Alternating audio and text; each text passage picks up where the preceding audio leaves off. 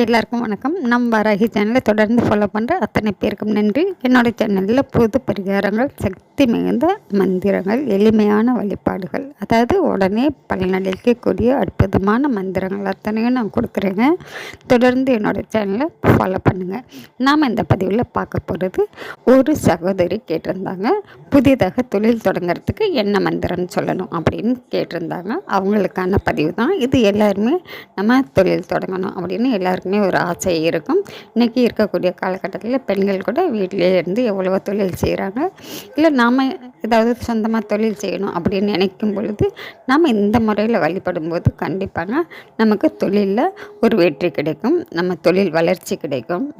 நம்ம எடுத்து வைக்கக்கூடிய அத்தனை விஷயங்களுமே நல்லதாக, அதாவது அடுத்த லெவலுக்கு நம்ம போகிறதுக்கு ஒரு உதவியாக இருக்கும். அதுக்கு நாம் வழிபட வேண்டியது என்னன்னு பார்த்திங்கன்னா, முதல்ல கணபதி மந்திரம் தாங்க சொல்லணும். கணபதியை மனசார வேண்டிக்கிட்டு நான் கேட்கக்கூடிய விஷயங்கள், நினைக்கக்கூடிய விஷயங்கள், தொழில் ஆரம்பிக்க போகிற விஷயங்கள் அத்தனையும் நல்லபடியாக நடக்கணும், வெற்றி தரக்கூடியதாக இருக்கணும்னு சொல்லி மனசார விநாயகர் பெருமானை வேண்டிக்கிட்டு அவருக்கு அருகம்புல் சாத்தி வழிபடுங்க.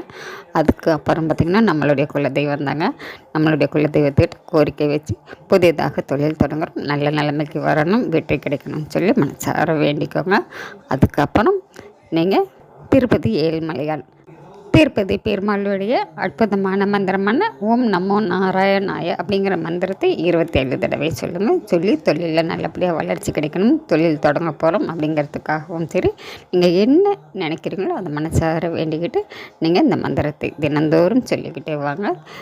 தொழில் ஆரம்பிக்கணும்னு நினைக்கிறவங்களுக்கும் அது கைக்கூடி வரும், தொழில் ஆரம்பிக்க போகிறவங்களுக்கும் ஒரு நல்ல வளர்ச்சி கிடைக்கும். அதனால் திருப்பதி ஏழுமலையானுக்காக நீங்கள் உங்கள் கையில் இருக்கக்கூடிய சின்னதாக ஒரு தொகை காணிக்கையாக எடுத்து வச்சுட்டு இந்த வேண்டுதலை வைங்க. கண்டிப்பாங்க உங்களுக்கு தொழிலில் நல்லபடியாக வெற்றி கிடைக்கணும்னு சொல்லி நானும் மனசார வேண்டிக்கிறேன். நன்றி. நம்ம அடுத்த பதிவில் பார்க்கலாம்.